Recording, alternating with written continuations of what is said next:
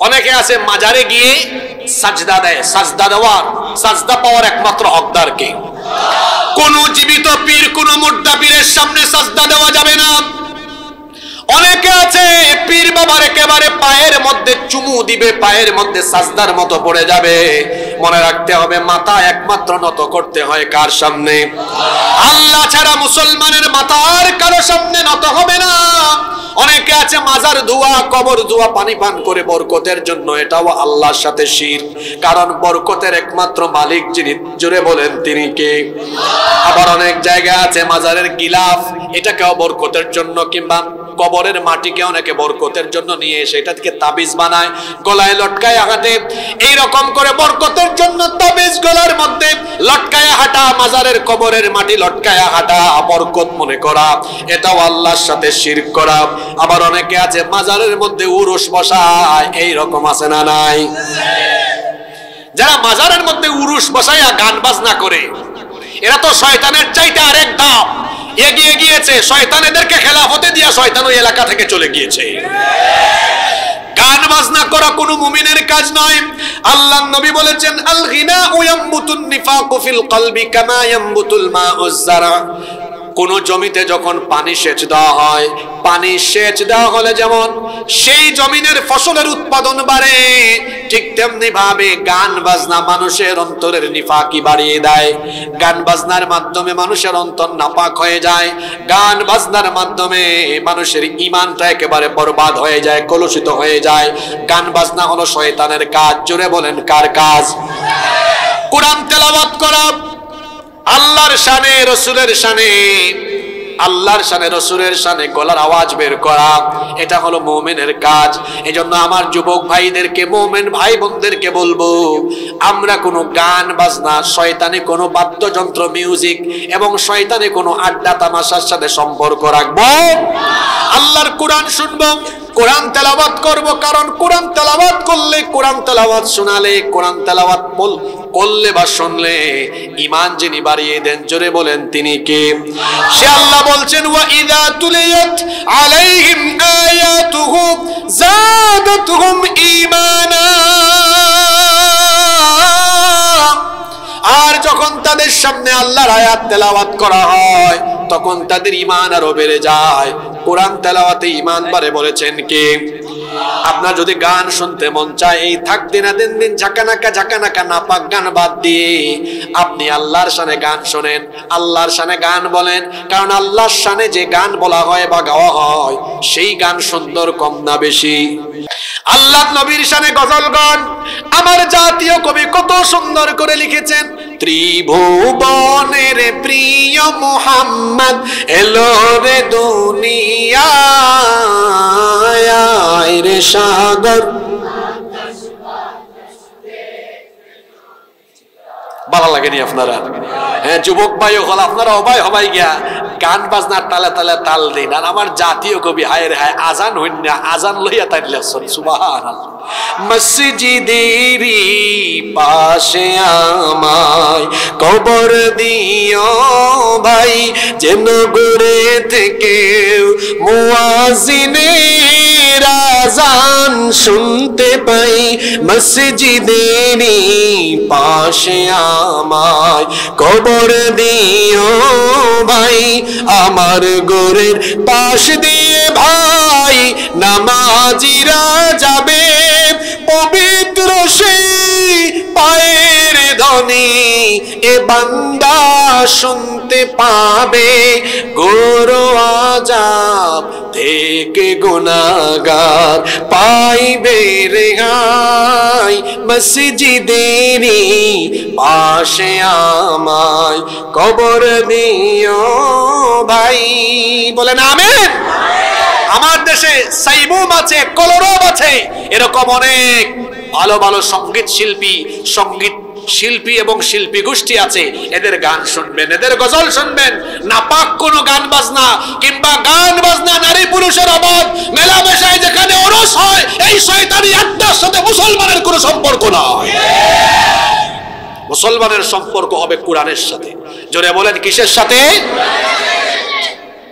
আমি তো আজ 14 বছর ধরে সিলেটের বাহিরে। আমি যখন সিলেটে পড়াশোনা করতাম, দেখতাম প্রতি বছর হযরত শাহজালাল মুজাররদ ইয়ামিন রাহমাতুল্লাহ আলাইহির মাজার শরীফে সেখানে বছরে একবার লাকড়ি ভাঙ্গা হয়। কিতা ভাই হল যুবক ভাই হল ওইনি না মিছা মাত না আমি উরুস করে আল্লাহর ওলি আমরা হিকায়া গেছেন উরুস করবার লাগে মাতৌকা। সম্মানিত বাবারা ভাইয়েরা, আল্লাহর ওলিদেরকে আমরা ভালোবাসি, তাদেরকে আমরা মহব্বত করি, কিন্তু এই সমাজে এই দেশে অনেক মানুষ বের হয়েছে যারা আল্লাহর ওলিদের নাম ভাঙিয়ে নিজেদের পকেট ভরপুর করার জন্য বিনা পুঁজির মাজার ব্যবসা করে মানুষের ঈমান লুট করছে। আল্লাহর ওলিদের ব্যাপারে আমাদের কোনো কথা, আল্লাহর ওলিদের বিরুদ্ধে আমাদের কোনো পদক্ষেপ নাই, বরং আল্লাহর ওলিদেরকে আমরা ভালোবাসি, কিন্তু আল্লাহর ওলিদের মাজারকে বাজার বানিয়ে বিনা ব্যবসার পুঁজি করে কথা বুঝছেন নি আমার ইনো কোনো ফুঞ্জি আসেনি?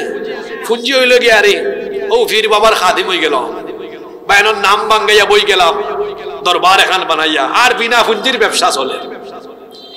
আল্লাহর ওলি হলরে আমরা মহব্বত করি, তারারে আমরা ভালোবাসি, তারার যত ভালো ভালো আদর্শ আছে আদর্শগুলো আমরা গ্রহণ করিয়া সেইভাবে আমরা নিজেদেরকে গড়িয়া তোলার চেষ্টা করি। হযরত শাহজালাল রহমতুল্লাহ আলাইহির কাছ থেকে কি শিক্ষা নেওয়ার বিষয় আমরা নাই? জোরে হোকা আছে না নাই? হযরত শাহজালাল রহমতুল্লাহ আলাইহি গৌর গোবিন্দরে যেভাবে তাই সিলেটটাকে জিহাদের মাধ্যমে উৎখাত করে দিয়েছেন, আমরা হযরত শাহজালাল রহমতুল্লাহ আলাইহির উত্তরসূরি হিসাবে আমরাও এই সিলেট তথা বাংলাদেশে কিংবা ইসলাম আর মুসলমানদের বিরুদ্ধে যারা অবস্থান নেবে আমরাও জিহাদের মাধ্যমে মোকাবেলা করার জন্য প্রস্তুত আছি। আমরা তো শিক্ষা নিব, কিন্তু আমরা তাদের মাজারকে কেন্দ্র করে মাজারকে বাজার বানিয়ে উরুসের ব্যবসা কিংবা সেখানে গরু ছাগল বিভিন্ন জিনিসের হাদিয়ার কেন্দ্রস্থল বানিয়ে নতুন করে ব্যবসা কেন্দ্র মাজারকে বাজার বানাবে যারা, আমরা তাদের ব্যাপারে সোচ্চার আছি, থাকবো ইনশাআল্লাহ। আমার আপনার প্রিয় নবী রাহমাতাল লিল আলামিন 40 বছর বয়সে তিনি দাওয়াত আরম্ভ করলেন। গোটা মক্কায় তখন কাফির মুশরিকরা মূর্তি পূজা করত, আল্লাহর সাথে শরীক করত, তারা এক আল্লাহে বিশ্বাস করত না, মূর্তি পূজা করত, কেউ বা পাথরের পূজা, গাছের পূজা, এক আল্লাহর ইবাদত বাদ দিয়ে তারা যখন বিভিন্ন উপাস্য গ্রহণ করে নিয়ে মূর্তি পূজার শিরকের মধ্যে নিমজ্জিত হয়েছিল, সেই সমাজে সে আল্লাহর নবী প্রথম দিন দাওয়াত দিলেন। বুখারীর হাদিস, আল্লাহর নবী তাদেরকে বলেছিলেন, আইয়ুহান নাস, হে মানব জাতি, কুলু লা ইলাহা ইল্লাল্লাহ তুফলিহু, হে মানুষেরা যদি সফল কাম হতে চাও, দুনিয়া আখিরাতে যদি সফলতা নাজাত চাও, তাহলে ঘোষণা দাও লা ইলাহা ইল্লাল্লাহ। লা ইলাহা, আগে তাওহীদের দাওয়াত দিয়েছেন, ঠিক তেমনি ভাবে এর আগেকার সকল নবীরা যে নবী যে উম্মতের জন্য এসেছেন সব নবী প্রথম তাওহীদের দাওয়াত দিয়েছেন। সকল নবী তার উম্মতকে প্রথমেই বলেছেন, ইয়া কওমি ইবুদুল্লাহা মা লাকুম মিন ইলাহিন গায়রুহু। আল্লাহর কোরআন সাক্ষী, কোরআনে কারীমে আল্লাহ বলেছেন, সকল নবীরা তার উম্মতকে এসে প্রথমেই বলেছেন, এক আল্লাহর গোলামি করো, তিনি ছাড়া আর কোনো মাবুদ। আপনার ঈমান পরিশুদ্ধ করার জন্য আগে তাওহীদ সম্পর্কে জ্ঞানার্জন করতে হবে, আল্লাহর একত্ববাদের উপরে পরিপূর্ণ আস্থা বিশ্বাস অর্জন করতে হবে। তাওহীদের ভেতরে কোনো ভেজাল বা শিরকের মিশ্রণ ঘটানো যাবে না। এজন্য রব্বুল আলামিন কোরআনে কারীমের 2 নম্বর সূরা সূরাতুল বাকারা এর 22 নম্বর আয়াতে বলছেন, ফালা তাজআলু লিল্লাহি আনদাদা ওয়া আনতুম তা'লামুন।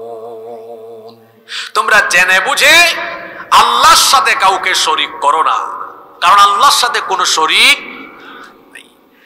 যত ধরনের গুনাহ আছে, গুনাহ তো 2 প্রকার, কাবাইর, সগাইর, কবিরা গুনাহ, সগীরা গুনাহ। আর কবিরা গুনাহের মধ্যে সবচেয়ে বড় কবিরা গুনাহ হলো আকবারুল কাবাইরি আশ-শিরকু বিল্লাহ। সবচাইতে বড় কবিরা গুনাহ হচ্ছে আল্লাহর সাথে কি করা? শিরক করা। হোয়াট ইজ শিরক? হোয়াটস দ্য মিনিং অফ শিরক? মা মানা শিরক? শিরক শব্দের অর্থ কি? শিরক বলতে আপনি কি বুঝেন? What do you mean by শিরক? শিরক মানে কি? আল্লাহ তাআলার নাম, তার গুণাবলীতে, তার ইবাদতে, তার সার্বভৌমত্বে মহান আল্লাহর সাথে অন্য কাউকে সমকক্ষ সাব্যস্ত করা মানে হলো আল্লাহর সাথে শিরক। ইবাদত পাওয়ার একমাত্র যোগ্য, ইবাদত পাওয়ার একমাত্র হকদার কে? চাইতে হবে কার কাছে? আপনারা এত আস্তে বলেন কেন? চাইতে হবে কার কাছে? সাজদা দিতে হয় একমাত্র কাকে? চাইতে হয় কার কাছে? সকল ক্ষমতার মালিক কে? আজ আমার সমাজে কত শিরক আরম্ভ হয়েছে। গায়েবের চাবিকাঠি একমাত্র গায়েব জানেন একজন, তিনি কে? আপনার ঈমান ঠিক করেন। অনেকে বলে নবী রাসূল গায়েব জানেন। তো নবী রাসূল যদি গায়েব জানেন, আপনি কয়েকটা প্রশ্নের উত্তর দেন তো। আল্লাহর নবী যখন মেরাজ থেকে ফিরে আসলেন, এই কাহিনী আপনাদের জানা আছে না? তারপরে আবু জেহেলের গোষ্ঠী কি বলল? তারা বলল মুহাম্মদ, আমরা বলি সাল্লাল্লাহু আলাইহি ওয়াসাল্লাম। তোমার মাথা কি ঠিক আছে? হ্যাঁ, যেখানে মক্কা থেকে মসজিদে আকসা পর্যন্ত যেতে দ্রুতগামী ঘোড়ায়ও তো এক মাস সময় লাগে যেতে। তুমি বলতেছো রাতের কিছু অংশে মসজিদে হারাম থেকে মসজিদে আকসা, আবার সেখান থেকে 7 আসমান পাড়ি দিয়ে তারপরে সিদরাতুল মুনতাহা ভেদ করে মেরাজ করে ফেলেছো। এটা কেমন কথা? তারা প্রশ্ন করেছিল না? তাইলে বলো তো, বাইতুল মুকাদ্দাসে জানালা কয়টা, দরজা কয়টা? প্রশ্ন করছিল না? আল্লাহর নবী কি সাথে সাথে জবাব দিতে পেরেছেন? আল্লাহর নবী চুপচাপ হয়ে গেলেন। আল্লাহ তাআলা বলেন, ও নবী, পেরেশান হওয়ার কোনো কারণ নাই, আপনার উত্তর দেওয়ার ব্যবস্থা করে দিচ্ছি। আল্লাহ তাআলা তার নবীর চোখের সামনে বাইতুল মুকাদ্দাস তুলে ধরলেন। নবীজি দেখে দেখে দেখে দেখে সব জবাব দিয়ে দিয়েছেন। আল্লাহু আকবার। তো নবী যদি নিজেই জানতেন, তো আল্লাহ জানানোর দরকার ছিল? কথা বলেন না কেন? দরকার ছিল? আরো শোনেন, আরো শোনেন আপনারা। কোরআনের 18 নম্বর সূরা কি? সূরার নাম কি? সূরা কাহাফ। এখানে আলেম ওলামা বসে আছেন, সবাই এদিকে তাকান, আল্লাহর কথাগুলো শুনেন। সূরা কাহাফ নাজিল হয়েছে 3 প্রশ্নের উত্তর দিয়ে। জোরে বলেন, কয়টা প্রশ্নের উত্তর? কাফিররা আল্লাহর নবীর দাওয়াতকে ঠেকানোর জন্য তারা মদিনায় গিয়েছে ইহুদি পণ্ডিতদের সাথে দেখা করার জন্য। বলল, আমাদের এলাকায় আব্দুল্লাহর ছেলে মুহাম্মদ, আমরা বলি সাল্লাল্লাহু আলাইহি ওয়াসাল্লাম, আমাদের চোখের সামনে বড় হয়েছে, একটা এতিম সন্তান, গরিব ঘরের ছেলে। হঠাৎ করে সে বলে সে নাকি নবী হয়ে গিয়েছে, আর তার দাওয়াত শুনে মানুষ দলে দলে তার দিকে যায়। তাকে আটকাইতে পারতেছি না। আমরা তো নবুয়তও বুঝি না, আসমানি কিতাবও বুঝি না, কিছু বুদ্ধি আমাদেরকে দাও, বুদ্ধি ধার করার জন্য তোমাদের কাছে এসেছি, তারা আটকাবো কেমনে? তারা তখন বলল, দেখো, সে যদি সত্যি নবী হয়ে থাকে তাহলে এমন 3টা প্রশ্ন শিখাই দিব, গিয়ে করো। এটা নবী রাসূল ছাড়া কেউ উত্তর দিতে পারবে না, কারণ নবীরা তো নিজে থেকে কথা বলেন না, নবীদের কাছে খবর আসে কার তরফ থেকে?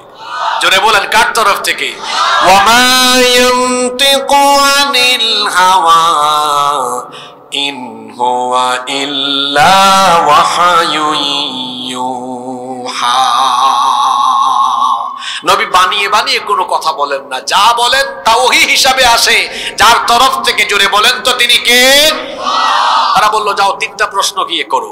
1 নম্বর প্রশ্ন করো গুহাবাসী 7 জন যুবক সম্পর্কে। যেই ঘটনাটি ঘটেছিল আল্লাহর নবী দুনিয়াতে আসার আরো 400-450 বছর আগে। 7 জন যুবক একটি গুহায় আল্লাহর অশেষ কুদরতে 309 বছর পর্যন্ত ঘুমিয়েছিল। সুবহানাল্লাহ। তো আসতে বললেন, যাও তাকে গিয়ে জিজ্ঞেস করো কোন কারণে তারা গুহায় গেল, সেখানে কেন এতদিন ঘুমালো, তারপর ঘটনা কি হলো, পুরা ঘটনা গিয়ে জিজ্ঞেস করো। আপনারা বলেন তো, এত আগের ঘটনা আল্লাহ যদি না জানান কেউ বলতে পারবে? জোরে বলেন, বলতে পারবেন? 1। 2 নম্বর প্রশ্ন গিয়ে করেন মুসা এবং খাদির আলাইহিস সালাম সম্পর্কে, কোন কোন রিওয়ায়াতে এসেছে রূহ সম্পর্কে। 3 নম্বর প্রশ্ন গিয়ে করো ওই ব্যক্তি সম্পর্কে যিনি পৃথিবীর পূর্ব থেকে পশ্চিম পর্যন্ত সকল এলাকা বিজয় করে সারা পৃথিবী শাসন করেছেন, তার নাম হলো যুলকারনাইন। নাম কি?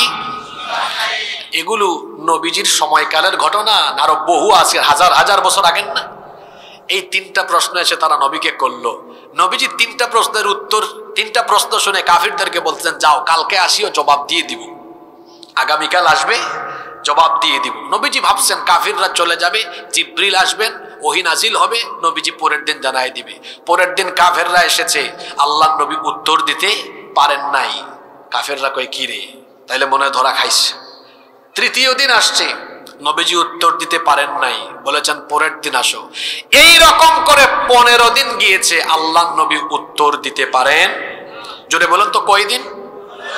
কাফিররা সন্দেহ বাড়াতে লাগলো, বললো বুঝছি এতদিনে ধরা খাইছে। আল্লাহ নবীর মন খারাপ হয়ে গেল, কাফিররা সমালোচনা করতেছে। অবশেষে আল্লাহ নবী কাফিরদের সমালোচনার জবাব দিয়ে আর নবীজিকে সান্ত্বনা দিয়ে কাফিরদের তিনটা প্রশ্নের পুরা জবাব দিয়ে পুরা একটা সূরা আল্লাহ নাজিল করলেন। সুবহানাল্লাহ।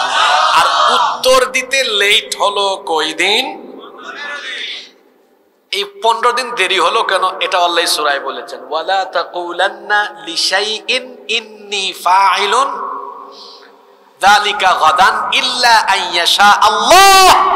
ও নবী, ইনশাআল্লাহ বলা ছাড়া আগামীকাল কিছু বলবেন বা করবেন আপনি এটা বলতে পারেন না। আল্লাহ চাইলে পারবেন, নইলে আপনি পারবেন না।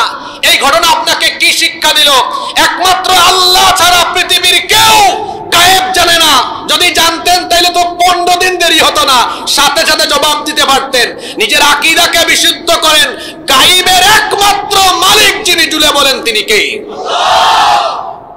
আমি তো আপনাকে কোনো পীর বাবার লেখা কিতাব থেকে দলিল দিচ্ছি না, সরাসরি দলিল হচ্ছে কোরআন থেকে। আল্লাহ বলছেন, ওয়া ইনদাহু মাফাতিহুল গায়বি লা ইয়ালামুহা ইল্লা হু ওয়া ইনদাহু মাফাতিহুল গায়বি লা ইয়ালামুহা ইল্লা হু ওয়া ইয়ালামু মা ফিল বাররি ওয়াল البحر وما تسقط من ورقة إلا يعلمها। অদৃশ্যের চাবিকাঠি, গায়েবের চাবিকাঠি একমাত্র যার হাতের মুঠায়, তিনি কে? আরো জোরে বলেন তিনি কে? কেন তাওহীদ নিয়ে আলোচনা করছি? কেন বলতেছি যে ঈমানের ভেতরে শিরক ঢুকানো যাবে না? কারণ হলো আমল কম হলেও আল্লাহর দয়ায় জান্নাত পাওয়া যেতে পারে, কিন্তু আপনার ঈমানে যদি শিরক ঢুকে যায় তাহলে বিনা হিসাবে বিনা বিচারে জাহান্নামে যাওয়া লাগবে। কথা কি বোঝা যায়? মনে রাখবেন, আমলের জন্য বিশুদ্ধ ঈমান শর্ত। আমলের জন্য কি শর্ত? আমল কম হলেও আল্লাহ দয়া করে জান্নাত দিতে পারেন কি পারেন না? ঈমানেই ভেজাল, ঈমানেই ভেজাল। এর বাঁচার সম্ভাবনা আছে? কারণ সবচাইতে কবিরা গুনার নাম কি? এই শিরক হচ্ছে কেমনে? বলতেছে আল্লাহ ছাড়া অন্য কেউ গায়েব জানে, এটা বলা, বিশ্বাস করা। কার সাথে শিরক করা? জ্যোতিষীর কাছে যাওয়া, গণকের কাছে গিয়ে হাত দেখানো। অনেক মহিলারা আছে গণকের কাছে হাত দেখায়, বলে গণক আমার হাত দেখে ভবিষ্যৎ বলে দিতে পারবে। ভবিষ্যৎ একমাত্র যিনি জানেন, জুড়ে বলেন তিনি কে? আমি একবার এক গণককে পেয়েছিলাম, সে মানুষের হাত দেখে তারপরে বলতেছে আমি ভবিষ্যৎবাণী করব। আমি তার কাছে গিয়ে কিছু যুবকদেরকে বললাম, গরুর রশি কয়েকটা নিয়ে আসো। আমার দিকে তাকায় বলে, ভাই গরুর রশি আনাইতেছেন কেন এখানে? আমি বললাম আনানোর পরে টের পাইব। কয় না ভাই বলেন। আমি বললাম তোরে বাঁধবো। তারপরে বলে কেন? আমি বললাম তুই না মানুষের হাত দেখি ভবিষ্যৎ বলতে পারিস। আজকে সকালবেলা বাড়ি থেকে বের হয়ে আসার আগে তো নিজের খবর জানতি না তোরে যে আমি এখানে আজকে বাঁধবো? কে বলেন এরকম আছে না নাই? আল্লাহর নবী বলেছেন যারা গণকের কাছে যায় 40 দিন পর্যন্ত এদের কোনো নামাজ কবুল হয়। জ্যোতিষীর কাছে যাওয়া, গণকের কাছে যাওয়া, যারা যাবে ঈমান হারিয়ে ফেলবে, মুশরিক হয়ে যাবে। তারপরে অনেকে আছে জাদু টুনা, বান মারা, এগুলোর সাথে সম্পৃক্ত। অনেক দুষ্ট লোকদের কাছে গিয়ে বান মারা, জাদু টুনা, এই সকল কাজে অনেকে লিপ্ত হয়। খবরদার এটা করবেন না। তারপরে অনেকে আছে হাতের মধ্যে আংটি ব্যবহার করে, বিভিন্ন ধরনের পাথর বিভিন্ন ধরনের পাথরের আংটি ব্যবহার করে নিয়ত যদি এটা থাকে যে এই পাথর আমাকে রোগ বালাই থেকে শিফা দিবে, নিয়ত এটা থাকলে পরে শিরক হয়ে যাবে, কারণ রোগ থেকে মুক্তি দেওয়ার মালিক কে? তা আমার হাতেও তো আংটি আছে, আপনি যদি এমনি ব্যবহার করেন, সৌন্দর্যের জন্য ব্যবহার করেন, কোনো অসুবিধা নাই, কিন্তু যদি মনে করেন এটা আমাকে রোগ বালাই থেকে হেফাজত করতে পারবে, তাহলে আল্লাহর সাথে শিরক হয়ে যাবে, কারণ রোগদাতা এবং রোগ থেকে মুক্তিদাতা যিনি, জুড়ে বলেন তিনি কে? তারপরে অনেকে আছে বিভিন্ন আল্লাহর ওলিদের মাজারে যায়। আমরা আল্লাহর ওলিদেরকে মহব্বত করি, ভালোবাসি, কারণ আমরা ইসলামের নেয়ামত বাংলাদেশে পেয়েছি আল্লাহর ওলিদের মাধ্যমে, ঠিক কিনা? আমরা আল্লাহর ওলিদেরকে মহব্বত করি, তাদেরকে ভালোবাসি। আল্লাহর কোন ওলি আমাদেরকে শিরকের তালিম দিয়ে যান নাই, বরং আল্লাহর ওলিরা শিরকের বিরুদ্ধে জিহাদ করেছেন, শিরকের বিরুদ্ধে সারা জীবন তারা কাজ করেছেন। কিন্তু আজকে আমাদের দুঃখ লাগে, অনেক বড় বড় আল্লাহর ওলিদের কবরকে কেন্দ্র করে সেখানে মাজার বানিয়ে বাজারের ব্যবস্থা করে মানুষের ঈমানকে লুটপাটের ব্যবস্থা করা হয়েছে, আছে না নাই? এই সিলেটবাসী ইসলামের নিয়ামত পেয়েছে হযরত শাহজালাল রহমতুল্লাহ আলাইহির মাধ্যমে। হযরত শাহজালাল মুজাররিদ ইয়ামানি রহমতুল্লাহ আলাইহি 360 আউলিয়া নিয়ে সিলেটে ঢুকে আল্লাহর ওলি গৌর গোবিন্দকে সিলেট থেকে উৎখাত করে দিয়ে এই সিলেটে আল্লাহর দ্বীনের দাওয়াত দিয়ে সিলেটের মাটিকে তাওহীদের মাটিতে পরিণত করেছেন। আজকে উনার মাজারে কি হচ্ছে আপনি দেখেন, বড় বড় ড্যাগ বসিয়ে টাকা কালেকশন করা হচ্ছে। আপনারা আমাকে বলেন তো, জীবিত মানুষের টাকা দরকার না মরা মানুষের টাকা দরকার? জীবিত মানুষের টাকা দরকার। তিনি দুনিয়া থেকে চলে গিয়েছেন, আল্লাহর ওলি আমাদেরকে যে দীক্ষা দিয়েছেন তার জীবন থেকে যে সকল শিক্ষাগুলো নিলে পড়ে আমাদের জন্য ফায়দা হবে, সেই শিক্ষা নিয়ে তো আমাদের জীবন পরিচালনা করার কথা। কিন্তু আজকে সেখানে কি হচ্ছে দেখেন, মাজারকে বাজার বানানো হয়েছে, বাজার বানিয়ে ড্যাগ বসিয়ে টাকা তোলা হচ্ছে। এই যে এত টাকা উঠে, রাতের বেলা কি হযরত শাহজালাল রহমতুল্লাহ আলাইহি মাজার শরীফ থেকে উঠে সব টাকা নিয়ে তারপর চলে যান? কথা বলেন না কেন? এত পয়সা যায় কোথায়? খুলনার বাগেরহাটে আছে হযরত খান জাহান রহমতুল্লাহ আলাইহির মাজার। আপনারা খান জাহান আলী রহমতুল্লাহ আলাইহির নাম শুনছেন না? আমি 2019 সালে ওই দিক থেকে মাহফিল করে আসতেছি, দুপুর 11টা বাজে। তো কমিটির ভাইরা বলতেছে, হুজুর এটা হযরত খান জাহান আলী রহমতুল্লাহ আলাইহির মাজার। আমি বললাম, যেহেতু আল্লাহর ওলির মাজারের পাশ দিয়ে যাচ্ছি, চলেন একটু একটা সালাম দিয়ে যাই, ভেতরে একটু যাই। গিয়েছি, যাওয়ার পরে দেখি ওখানে কুমির আছে। কে আছে? কুমিরকে হাঁস মুরগ মানুষ দেয়, অনেক হাদিয়া তুফা মানুষ নিয়ে আসছে হাঁস মুরগ, এগুলো দিয়ে চলে যাচ্ছে। আমি একজনকে জিজ্ঞেস করলাম, ভাই হাঁস মুরগ এগুলো কারে দিয়া গেলেন? চুপ, বেশি কথা বলবেন না। বললাম, ভাই বলেন, আমিও কিনে দিব না আপনার থেকে, শুনলে আমি দেখি না আপনি দিচ্ছেন, আমি আপনার থেকে শিখি। কয়েকগুলো দিয়ে গিয়েছি মাজারে, নেক নিয়ে ওতে দিয়ে গিয়েছি। আমি বললাম, এগুলো খাবে কে? এখন আর কোনো কথা বলে না। তারপরে বললাম, দেখেন নাই এখানে কয়েকটা খাদেম বসে আছে, পেটগুলো তরমুজের সাইজের মতো, এরাই মাজারকে বাজার বানিয়ে, মাজারকে বাজার বানিয়ে মানুষের ঈমানকে আজ লুট করছে। তাকবীর, আল্লাহু আকবার, বাংলাদেশ ইসলাম জিন্দাবাদ জিন্দাবাদ। সময় একটু কম, তো পরে স্লোগান দেন। গুগল শরীফ আছে না যুবক ভাইয়েরা? আচ্ছা, যুবকদেরকে একটা কথা শিখায় দেই। গুগল শরীফে মাহফিলের পরে যুবক ভাইরা লিখবেন বাংলাদেশে মাজারের নাম সমূহ, দেখবেন যে মাজারের নাম আসবে খেতাশা, গেদাশা, ল্যাংটাশা, বুদাইশা। আপনাদেরকে হাসানোর জন্য বলতেছি, যে নামগুলো বললাম যদি আপনারা না পান জুতা দিয়ে আমারে মারেন। বুদাইশা, খেতাশা, ল্যাংটাশা চট্টগ্রামের সীতাকুণ্ড উপজেলার কুমিরাতে আছে হযরত মিয়া ডাইল চাউল রহমতুল্লাহ আলাইহির মাজার। চট্টগ্রাম শহরে আছে বদনা শাহ রহমতুল্লাহ আলাইহির মাজার। আপনারা চট্টগ্রামে মাজারটা দেখছেন? কেউ গিয়েছেন নাকি? বিরাট বড় বদনা আছে। গুগল শরীফ এখনই সার্চ করে দেখেন, আপনি পাবেন।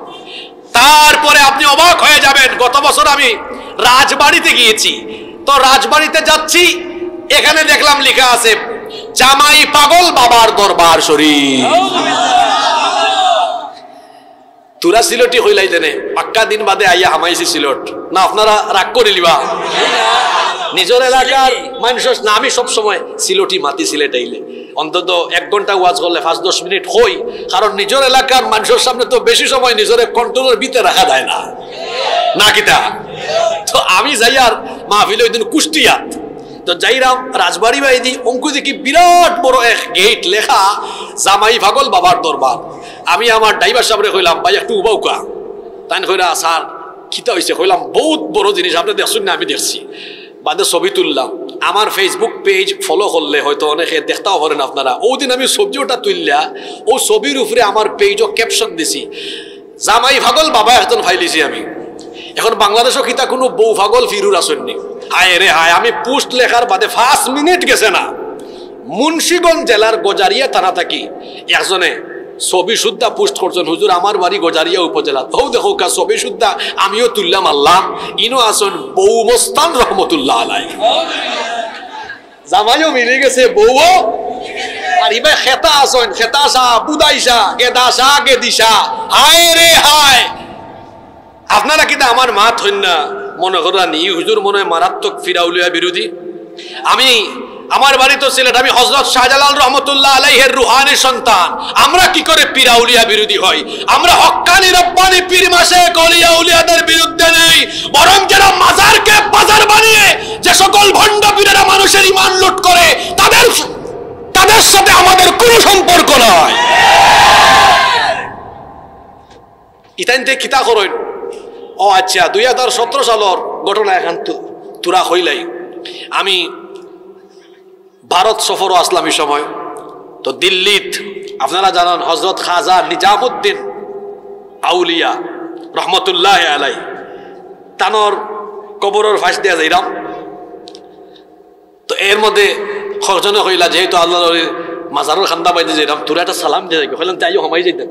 কারণ গিয়া দেখি হায় রে হায়, একজনের চেহারা দবদবে সাদা, চেহারা বাইদি চাইলে লাগে ই বেটা জান্নাত থাকি বাইক গেছে, বুঝছো নি? মাথার মধ্যে সাদা টুপি, এর মধ্যে সাদা আপনার পাঞ্জাবি, সবটা সাদা একবারে, জুতা লইয়াও হামাইবার লাগি দেয় না, একবারে গেটটা কি জুতা উতা আতলিয়া হামাইল লাগে। চিন্তা করলাম আতলিয়া হামাই যাই, দেখি দেনে ভিতরে কিতা হামানির বাদে দেখি ই খাদেম সাহেবরে বেটিনতে ডিফাইরা আতফাও ডিফাই দিরা। আচ্ছা হোকা চাইন একজন হক্কানি রব্বানি আলেম উলামা, সে কি পর্দা মেনটেন কইরা চলে না বেটিন লইয়া থাকে? মাথা লাখানে বাদে গিয়া দেখি বেটাইন বেটিন দুম গুসল চলে এক জায়গা, ফানি দেখি এখানে খুব ময়লা। আমি জিগাইলাম ই ময়লা ফানির উৎস কোনবাই দি? তাহলে একজন এখন আপনি টুকাইয়া বার করো কা উৎস কোনবাই দি? আমি চিন্তা করলাম বার করা দরকার না, ই আবর্জনার পানি কইতে কি আয়? বাদে দেখলাম ওলার নালা একটা করা পানি, আর আমি ওবাই আটি আটি গিয়া দেখলাম ইকা রয়েছে গিয়ারি মাজার রে প্রতিদিন গোসল করানি হয়, ও মাজার গোসল করা পানি ওবাই বার হইয়া ইয়া আমার ই নালা ইকান বাক্কা লম্বা হবার থেকে ইয়া আমার এখন এটার নাম দেওয়া হয়েছে প্রতিদিন গোসল শরীফ হইল। কিতা শরীফ?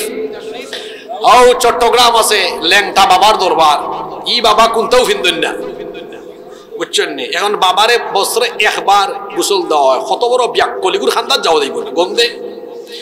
ইগুরে গোসল করানির বাদে যে ফানি তার সারা শরীর দইয়া নামছে, ও ফানি হায় রে হায়, এমন মানুষও বাংলাদেশও আছে বুতলো বড়ি বড়ি বরকতান হিসাবে আবার খার। ইন্না লিল্লাহি ওয়া ইন্না ইলাইহি, একজোড়া গিন্নাও নাই, নাউজুবিল্লাহ কইতা নাই।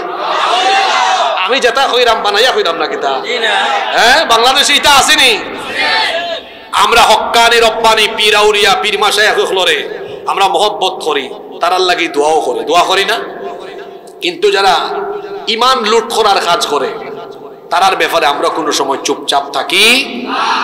এই সিলেট হযরত শাহজালাল শাহপরান রহমতুল্লাহ আলাই 360 আউলিয়া, এই যে হযরত আল্লামা আব্দুল লতিফ চৌধুরী রহমতুল্লাহ আলাই, তানেরও তো বালা একটা খেদমত আছে না? সিলেটও আছে না বালা একটা খেদমত? এই যে দারুল কেরাত, রমজান মাসও দারুল কেরাত, এবং এই দারুল কেরাতর মাধ্যমে সিলেট বাংলাদেশের বিভিন্ন জায়গা এবং লন্ডন সহ বিশ্বের বাইরে অনেক দেশ মানুষ উপকৃত অন্যান্য। যে সকল পীরাউলিয়া, আমরা পীরাউলিয়া বিরোধী না, আপনারা দেখবা প্রতি বছর আমি এই যে কুমিল্লা সরি ব্রাহ্মণবাড়িয়া কসবা আড়াইবাড়ি দরবার শরীফ মাহফিলে যাই না আমি, যাচ্ছেন না আপনারা? অনেক জায়গাতে আমরা যাই। যারা যে সকল দরবার ও মানুষরে সঠিক দিনই তালিম দেওয়া হয় তার সাথে আমরার কোনো দুশ্মনী, কিন্তু যারা মানুষের শিরকের দিকে আহ্বান করে তারার ব্যাপারে আপনার গলার আওয়াজ সোচ্চার, গলার আওয়াজ বড় থাকবে, আছে না নাই? সম্মানিত ভাই হল, সম্মানিত বাবাও হল, হওয়াত আসলাম যে শিরক কিভাবে হয়। অনেকে আছে মাজারে গিয়ে সাজদা দেয়, সাজদা দেওয়ার, সাজদা পাওয়ার একমাত্র হকদার কে? কোন জীবিত পীর, কোন মুর্দা পীরের সামনে সাজদা দেওয়া যাবে না। অনেকে আছে পীর বাবার একেবারে পায়ের মধ্যে চুমু দিবে, পায়ের মধ্যে সাজদার মতো পড়ে যাবে। মনে রাখতে হবে মাথা একমাত্র নত করতে হয় কার সামনে? আল্লাহ ছাড়া মুসলমানের মাথা আর কারো সামনে নত হবে না। অনেকে আছে মাজার ধোয়া, কবর ধোয়া, পানি পান করে বরকতের জন্য, এটাও আল্লাহর সাথে শিরক। কারণ বরকতের একমাত্র মালিক যিনি, জোরে বলেন তিনি কে? আবার অনেক জায়গা আছে মাজারের গিলাফ, এটাকেও বরকতের জন্য, কিংবা কবরের মাটিকে অনেকে বরকতের জন্য নিয়ে এসে এটা থেকে তাবিজ বানায়, গলায় লটকায় হাঁটে। এইরকম করে বরকতের জন্য তাবিজ গলার মধ্যে লটকায় হাঁটা, মাজারের কবরের মাটি লটকায় হাঁটা, বরকত মনে করা, এটাও আল্লাহর সাথে শিরক করা। আবার অনেকে আছে মাজারের মধ্যে উরুস বসায়, এইরকম আছে না নাই? যারা মাজারের মধ্যে উরুস বসায় গান বাজনা করে, এরা তো শয়তানের চাইতে আরেক ধাপ এগিয়ে গিয়েছে। শয়তান এদেরকে খেলাফতে দিয়া শয়তান ওই এলাকা থেকে চলে গিয়েছে। গান বাজনা করা কোনো মুমিনের কাজ নয়। আল্লাহর নবী বলেছেন, আল গিনাউ ইয়ামবুতুন নিফাকু ফিল কলবি কামা ইয়ামবুতুল মাউজ যারা।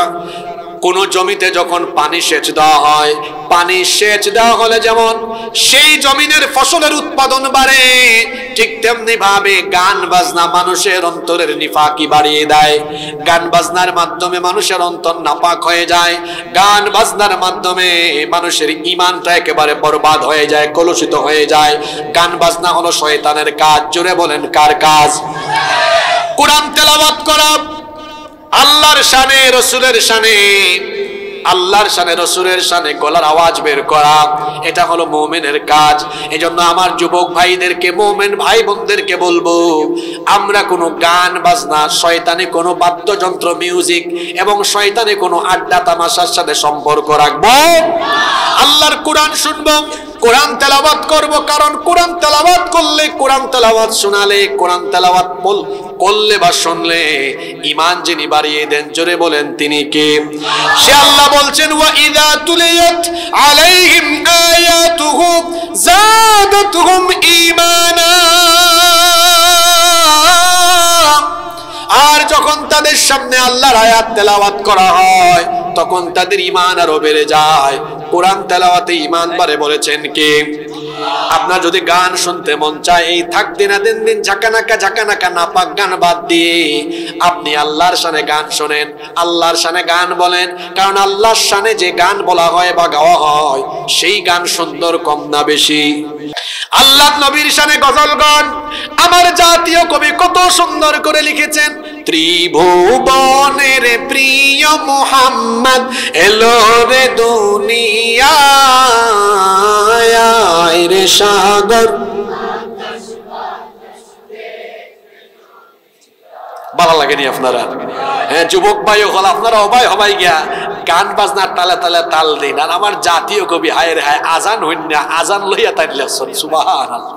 মসজিদেরি পাশে আমায় কবর দিও ভাই, যেন গড়ে থেকে মুয়াজ্জিনের আজান শুনতে পাই। মসজিদেরি পাশে আমায় কবর দিও ভাই, আমার গোরের পাশ দিয়ে ভাই নামাজিরা যাবে, পবিত্র সেই পায়ের ধ্বনি এ বান্দা শুনতে পাবে। গোর আযাব থেকে গুনাহগার পাইবে রেহাই, মসজিদেরি পাশে আমায় কবর দিও ভাই। বলেন আমিন। আমার দেশে সাইমুম আছে, কলরব আছে, এরকম অনেক ভালো ভালো সঙ্গীত শিল্পী এবং শিল্পী গোষ্ঠী আছে। এদের গান শুনবেন, এদের গজল শুনবেন। নাপাক কোনো গান বাজনা কিংবা গান বাজনা, নারী পুরুষের অবাধ মেলামেশায় যেখানে ওরস হয়, এই শয়তানি আড্ডার সাথে মুসলমানের কোনো সম্পর্ক নয়। মুসলমানের সম্পর্ক হবে কোরআনের সাথে। জোরে বলেন, কিসের সাথে? আমি তো আজ 14 বছর ধরে সিলেটের বাহিরে। আমি যখন সিলেটে পড়াশোনা করতাম, দেখতাম প্রতি বছর হযরত শাহজালাল মুজাররদ ইয়ামিন রাহমাতুল্লাহ আলাইহির মাজার শরীফে সেখানে বছরে একবার লাকড়ি ভাঙ্গা হয়। কিতা বায়ু হল, যুবক বায়ু হল, ওইনি না মিসামাত না, আমি উরুস করে আল্লাহর ওলি আমরা হিকায়া গেছেন উরুস করবার লাগে মাতৌকা। সম্মানিত বাবারা, ভাইয়েরা, আল্লাহর ওলিদেরকে আমরা ভালোবাসি, তাদেরকে আমরা মহব্বত করি, কিন্তু এই সমাজে, এই দেশে অনেক মানুষ বের হয়েছে যারা আল্লাহর ওলিদের নাম ভাঙিয়ে নিজেদের পকেট ভরপুর করার জন্য বিনা পুঁজির মাজার ব্যবসা করে মানুষের ঈমান লুট করছে। আল্লাহর ওলিদের ব্যাপারে আমাদের কোনো কথা, আল্লাহর ওলিদের বিরুদ্ধে আমাদের কোনো পদক্ষেপ নাই, বরং আল্লাহর ওলিদেরকে আমরা ভালোবাসি। কিন্তু আল্লাহর ওলিদের মাজারকে বাজার বানিয়ে বিনা ব্যবসার পুঁজি করে, কথা বুঝছেন নি আমার? ইনো কোনো ফুঞ্জি আসেনি? ফুঞ্জি হইল গিয়ে আরে ও ফির বাবার খাদিম হয়ে গেল, বা এনার নাম ভাঙ্গাইয়া বই গেলাম দরবার এখান বানাইয়া, আর বিনা ফুঞ্জির ব্যবসা চলে। আল্লাহর ওলি হলরে আমরা মহব্বত করি, তারারে আমরা ভালোবাসি, তারার যত ভালো ভালো আদর্শ আছে আদর্শগুলো আমরা গ্রহণ করিয়া সেইভাবে আমরা নিজেদেরকে গড়িয়া তোলার চেষ্টা করি। হযরত শাহজালাল রহমতুল্লাহ আলাইহির কাছ থেকে কি শিক্ষা নেওয়ার বিষয় আমরা নাই? জোরে হোকা আছে না নাই? হযরত শাহজালাল রহমতুল্লাহ আলাইহি গৌর গোবিন্দরে যেভাবে তাই সিলেটটাকে জিহাদের মাধ্যমে উৎখাত করে দিয়েছেন, আমরা হযরত শাহজালাল রহমতুল্লাহ আলাইহির উত্তরসূরি হিসাবে আমরাও এই সিলেট তথা বাংলাদেশে কিংবা ইসলাম আর মুসলমানদের বিরুদ্ধে যারা অবস্থান নেবে, আমরাও জিহাদের মাধ্যমে মোকাবেলা করার জন্য প্রস্তুত আছি। আমরা তো শিক্ষা নিব, কিন্তু আমরা তাদের মাজারকে কেন্দ্র করে, মাজারকে বাজার বানিয়ে উরুসের ব্যবসা কিংবা সেখানে গরু ছাগল বিভিন্ন জিনিসের হাদিয়ার কেন্দ্রস্থল বানিয়ে নতুন করে ব্যবসা কেন্দ্র, মাজারকে বাজার বানাবে যারা, আমরা তাদের ব্যাপারে সোচ্চার আছি, থাকবো ইনশাআল্লাহ। সম্মানিত বাবারা, আমার প্রিয় যুবক ভাইয়েরা, ঈমান এর ভেতরে শিরক ঢুকে গেলে জীবনের সকল আমলকে বরবাদ করে দিবেন কে? জোরে বলেন, বরবাদ করে দিবেন কে? আমাদের সমাজে প্রচলিত কয়েকটা শিরকের কথা বলছিলাম। মিনারের সামনে যাওয়া, সৌধের সামনে গিয়ে নীরব থাকা, কিংবা মাজারের ফুল নিয়ে যাওয়া, অথবা আগুনের সামনে মাথা নত করে থাকা, এটা আল্লাহর সাথে শিরক করা। মুমিন একমাত্র মাথা নত করে কার কাছে? একজন মানুষ মারা গিয়েছেন, তার কবরে আমরা ফুল নিয়ে গেলে ওই মরা মানুষের কোনো লাভ হবে না, কারণ আমরা যদি তার জন্য দোয়া করি, এই দোয়া তার কাজে আসবে। মনে রাখবেন, কথাটা ভালো করে শুনেন, মৃত মানুষ জীবিত মানুষের দোয়ার মুখাপেক্ষী, জীবিত মানুষ কখনো মৃত মানুষের মুখাপেক্ষী হতে পারে। সাঁতার না জানা কোনো মানুষ পানিতে পড়ে গেলে সে যেমন পারে থাকা মানুষের দিকে অসহায়ের মতো তাকায়, দেখি কেউ আমাকে পানি থেকে উঠায় কিনা, ঠিক তেমনি কবরে থাকা মানুষেরা আমাদের দিকে তাকিয়ে থাকে, কেউ আমার জন্য দোয়া করে কিনা। আমরা ফুল দিলে তার কোনো লাভ হবে না। এই যে 21শে ফেব্রুয়ারি আমরা আমাদের দেশের শহীদদের কবরে ফুল নিয়ে যাই, 16ই ডিসেম্বর আমরা যে স্মৃতিসৌধে ফুল নিয়ে যাই, তারপরে দেখা যায় 21শে ফেব্রুয়ারি, 16ই ডিসেম্বর, 26শে মার্চ গান বাজনা বাজায়া উৎসব পালন করে। বলেন তো শহীদের কি কোনো লাভ বা ফায়দা এখানে আছে নাকি? বরং আমরা যদি তার পরিবর্তে কুরআন তেলাওয়াত করে, আমরা যদি তাদের জন্য দুয়ার অনুষ্ঠানের আয়োজন করি, দোয়া তাদের জন্য কাজে লাগবে কি লাগবে না? এই জন্য আমরা মৃত মানুষের জন্য দোয়া করব, কারণ মৃত মানুষের জন্য দোয়ার দরকার আছে না নাই? ঠিক তেমনি ভাবে কোন কবরের কাছে কোন মাজারে গিয়ে চাকরির বরকতের জন্য, ব্যবসা বাণিজ্যের বরকতের জন্য সেখানে মান্নত করা যাবে না। সেখানে গিয়ে অনেকে আছে সুতা টানায়া দেয়, অনেকে আছে বাচ্চা কাচ্চা হয় না বলে অনেক মাজারে যায় গিয়ে মাথা নত করে সাজদা দেয়। আল্লাহর কসম, আমি নিজের চোখে এরকম অনেক ব্যক্তিকে দেখেছি মাজারের মধ্যে সাজদা দেয়। মাজারের মধ্যে আমাদের মতো কিছু লোক আছে শুধু টুপি আর জুব্বা লাগাইয়া অনেক মানুষকেও মাজারের সামনে নিয়ে গিয়া সে নিজেও মুশরিক, মানুষকেও মুশরিক বানায়। ওই যে কিছুদিন আগে দেখছেন না চট্টগ্রামে এক বন্ড, দেখছেন আপনারা, হে নিজে তারে হয় জাহাঙ্গীর হুজুর, যুবক ভাই হল মাতুকাবা, দেখছেন নি আপনারা, হে ফুয়াইন হক করে লইয়া গেছে পরীক্ষার্থী গিয়া এখন ও বাজান বাজান কিতাব ভাই হল ঠিক কইরাম নি আমি, ও ফুয়াইন গুনতায় পরীক্ষা দিতা কথারে ফাঁস করিয়া দিলাও কা দোয়া দেও কা একটু ইমতিহান মে কামিয়াব নসিব করো ওলা কিতা এখন হইছে। আপনারা হোকা যায় হে যে তার বাপরে গিয়া ডাকে, কবরও থাকা কোনো মানুষ জবাব দেওয়ার কোনো ইখতিয়ার আছে? মাতকা ইখতিয়ার আছে?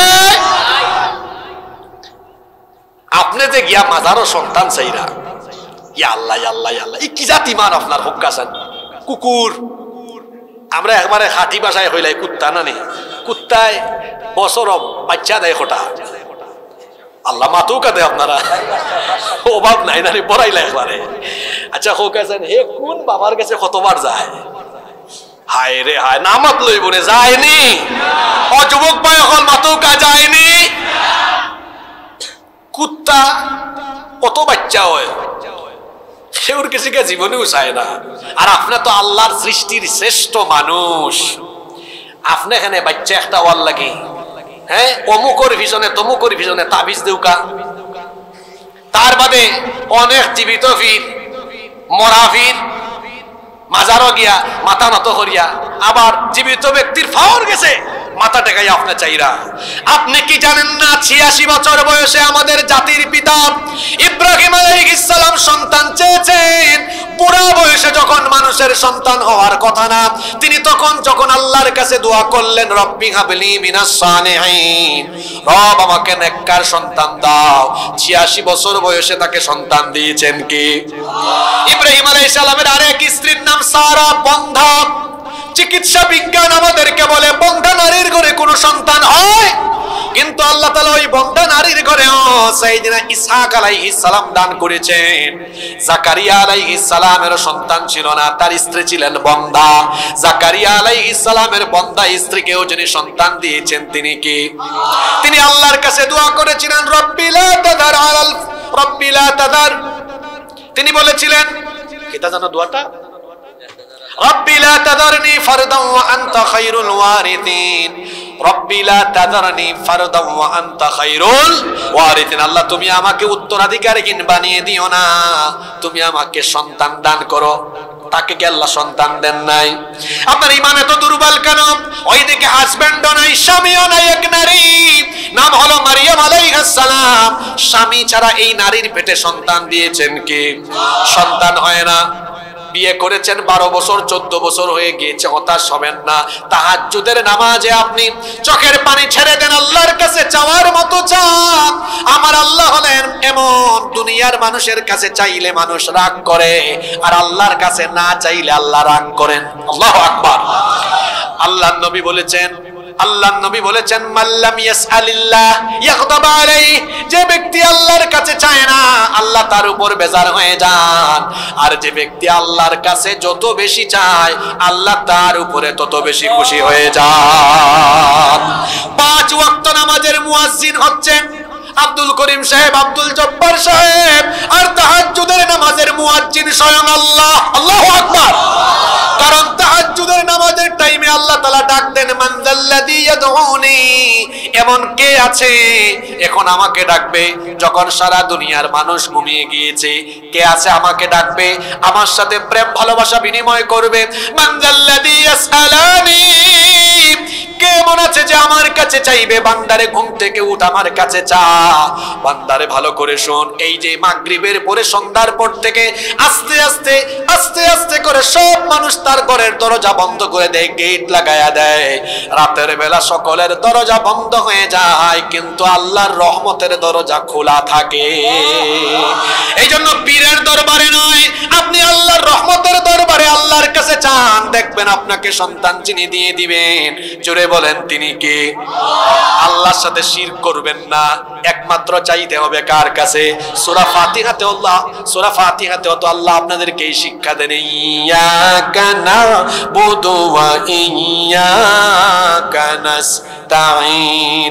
কেউ চুপ থাকবেন না, সওয়াবের নিয়তে আমার সাথে পড়েন, ইয়াকা নাবুদু ওয়া ইয়াকা নাস্তাঈন। আমরা একমাত্র গোলামি করি কার? আরো জোরে বলেন কার? একমাত্র সাহায্য চাই আমরা কার কাছে? সে আল্লাহর সাথে কোনো শিরক করা যাবে? ইবাদত করতে হবে কার? আল্লাহ তাআলা বলছেন, ওয়া'বুদুল্লাহ ওয়া লা তুশরিকু বিহি শাইআ। এক আল্লাহর ইবাদত করো, তার সাথে কাউকে শরীক করো না, কারণ তিনি হলেন একক অদ্বিতীয়। আয়াতুল কুরসির ভেতরে আল্লাহ সেই কথা বলেছেন, পড়েন আমার সাথে, আল্লাহু লা ইলাহা ইল্লা হুয়াল হাইয়ুল কাইয়্যুম। একজন চুপ থাকবেন না, মহব্বতে তিলাওয়াত করেন, বলেন আল্লাহু লা ইলাহা ইল্লা হুয়াল হাইয়ুল কাইয়্যুম। আল্লাহ হচ্ছেন তিনি, যিনি ছাড়া কোনো ইলাহ নাই, যিনি চিরঞ্জীব এবং চিরস্থায়ী। যখন কিছু ছিল না তখনও তিনি ছিলেন, যখন কিছু থাকবে না তখনও যিনি থাকবেন তিনি কে? হুয়াল আউয়ালু ওয়াল আখিরু ওয়াল যাহিরু ওয়াল বাতিনু ওয়া হুয়া বিকুল্লি শাইইন আলীম। তিনি প্রথম, তিনি শেষ। যখন কোনো কিছু ছিল না তখনও তিনি ছিলেন, আবার যখন কোনো কিছু থাকবে না, কুল্লু মান আলাইহা ফান, সবকিছু একদিন ফান হয়ে যাবে। ওয়া ইয়াবকা ওয়াজহু রাব্বিকা যুল জালালি ওয়াল ইকরাম, কিন্তু একজন অবশিষ্ট থাকবেন, তিনি কে? মুমিন একমাত্র সে আল্লাহর ইবাদত করবে, আল্লাহ ছাড়া আর কারো ইবাদত করবে না, আল্লাহ ছাড়া কারো সামনে মাথা নত করবে না, আল্লাহ ছাড়া কারো মুখাপেক্ষী হবে না, আল্লাহ ছাড়া কারো কাছে সাহায্য চাইবে না। সেই মুমিন ইবাদত করবে আল্লাহর, সাহায্য চাইবে আল্লাহর কাছে, মাথা নত করবে আল্লাহর কাছে, চাওয়ার দরকার হলে চাইবে আল্লাহর কাছে। মাজারে যাবে না, পীরের কাছে যাবে না, উরুসে যাবে না। সেই মুমিন তার জীবনের সকল কিছু সঁপে দিবে যার কাছে, তিনি কে? আজকে আল্লাহর ইবাদতে শিরক হয়। আশ-শিরকু ফিল ইবাদাহ, আল্লাহর ইবাদতে শিরক হয়। এমনকি আশ-শিরক ফিল উলুহিয়্যা, আল্লাহর সার্বভৌমত্বের সাথে শিরক হয়। শিরক নিয়ে বলতে গেলে লম্বা সময়, কয়েকদিন ধারাবাহিক আলোচনা করলে তখন এর হক আদায় করা যাবে। আজকে একেবারে ঘরে বাহিরে সমাজে, এমনকি আপনার দেশের রাষ্ট্র পর্যন্ত রাষ্ট্রীয়ভাবে শিরক হচ্ছে। শিরক হচ্ছে। কিভাবে শিরক হচ্ছে দেখেন। এই পৃথিবী পরিচালনার জন্য আল্লাহ একটি আইনের কিতাব দিয়েছেন, মহাগ্রন্থ আল কোরআনুল কারীম। এই কোরআন শুধু ধর্মীয় কিতাব নয়, বরং এটি হচ্ছে পূর্ণাঙ্গ জীবন বিধান। আমাদের জীবনের সকল সেক্টর পরিচালনা করার জন্য এই কোরআন দিয়েছেন কে? এই কোরআনে শুধু নামাজ রোজার কথা নয়, নামাজ রোজা ইবাদত বন্দেগীর পাশাপাশি কিভাবে আমাদের পরিবার চলবে, সমাজ চলবে, দেশ চলবে, সব কিছুর ব্যাপারে দিক নির্দেশনা দেওয়া আছে না নাই? আছে বলেই তো আল্লাহর নবী এই কোরআন দিয়ে 10 বছর মদিনার রাষ্ট্র পরিচালনা করে পৃথিবীবাসীর জন্য, এই উম্মতের জন্য দৃষ্টান্ত রেখে গিয়েছেন যে কোরআন দিয়ে রাষ্ট্র পরিচালনা করলে, দেশ চালালে সেই দেশে চুরি থাকে না, ডাকাতি থাকে না, দুর্নীতি থাকে না, লুটপাট থাকে না। আজকে আমাদের দেশে কিছু মানুষ বের হয়েছে, তারা বলে যে কোরআন দিয়ে রাষ্ট্র গঠন করা, কোরআন দিয়ে রাষ্ট্র পরিচালনার কথা বলা, এটা নাকি ধর্ম ব্যবসা। কোরআন দিয়ে রাষ্ট্র পরিচালনা করা ধর্ম ব্যবসা নয়, বরং কোরআন দিয়ে রাষ্ট্র পরিচালনার কথা বলা, কোরআন দিয়ে রাষ্ট্র পরিচালনার সংগ্রাম করা, এটা হলো আমাদের প্রিয় নবী সাল্লাল্লাহু আলাইহি ওয়াসাল্লামের রেখে যাওয়া সুমহান আদর্শ। ধর্ম ব্যবসা কারে হয় আমরা চিনি। ইলেকশনের আগে পাঞ্জাবি আর টকি লাগাইয়া আর মাথার মাঝে ফট্টি আর হিজাব লাগাইয়া হুজুর হলের কাছে গিয়া দোয়া লওয়া আর ক্ষমতাত গিয়ালে নিরপরাধ হুজুর হলের দুইরা দুইরা জেলখানার ঢুকায় যারা প্রকৃত ধর্ম ব্যবসায়ী হলো তারা। সম্মানিত ভাইয়েরা, আজকে রাষ্ট্রীয় পর্যায়ে আল্লাহর আইনের সাথে কিভাবে শিরক করছে দেখেন। আল্লাহ করেছেন হালাল, আপনার দেশের আইন করেছে হারাম। আপনারা হুন্ডারি না বেজার হয়ে গেছেন আমার কথা। আজকে ওয়াজের বিষয় একটু করা হয়ে গেছে নারী করা হইলেও কিছু করার নাই, কথা একজন হও লাগবো। আচ্ছা, আল্লাহ যেটা হালাল বানাইছেন, মাঝে মাঝে সিলটি মাতলে আপনারা বেজার হয়ে যাননি।